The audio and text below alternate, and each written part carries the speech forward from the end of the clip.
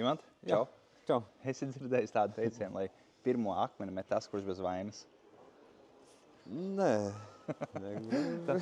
Labi, pastāsti. Es skatos, ka tev reki ir akmeņi, ja? Jā, pirtī akmeņi. Teikšu tā, ir pulku un dažādi akmeņi, laukakmeņi. Teikšu tā, viena no labākajiem būs tie paši Kārvijas pirts akmeņi.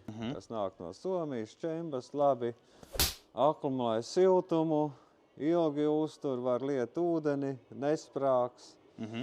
Viss būs ļoti labi. Divi izmēri, protams, 6-10 centimetri un 10-16 skatoties. Ja ir elektriskā pirtskrāsne, tad mazāk akmeņi vajadzīgi. Pēc izmēra, lai var blīvāk salikt smukā.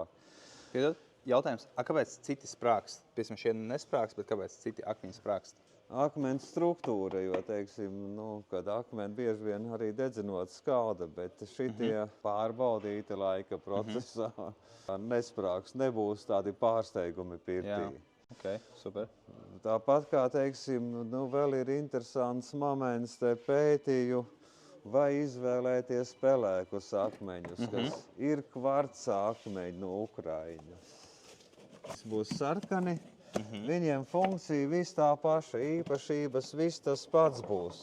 Tikai es teiktu, tas ir vizuālais efekts.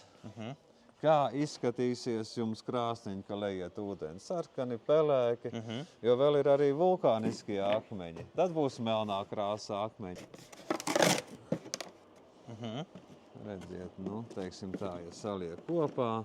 Jā. Protams, slapšs viņš izskatīsies vēl savādāks nedaudz, būs melnāks. Tā kā, teikstu, kāds būs vizuālais efekts, kā patiksies. Šie izskatās kā tie, kas ir uz dzelzceļa, tikai tumšāki. Jā, tā izskatās, laikam, ogļu pārpalikumi. Jā. Cenas viņiem atšķirās pa šīm krāsām? Jā, vulkaniskais būs dārgāks, laikam, tas ir. 31. Nav tik daudz pieejams, laikam tā, bet tā, šitie ap 12 eiro un kvarca un šitie dolomīti arī 12. Protams, var arī likt laukakmeņus, bet citi zinātāji teiks, ka principā rasā jāiet un jāskatās, ja viņš ir silts, nav ļoti norasojis, tad esot derīgs pirtī. Vienkārši no lauka salas tad jātestē, uzsprāgs, neuzsprāgs kaut kā tā.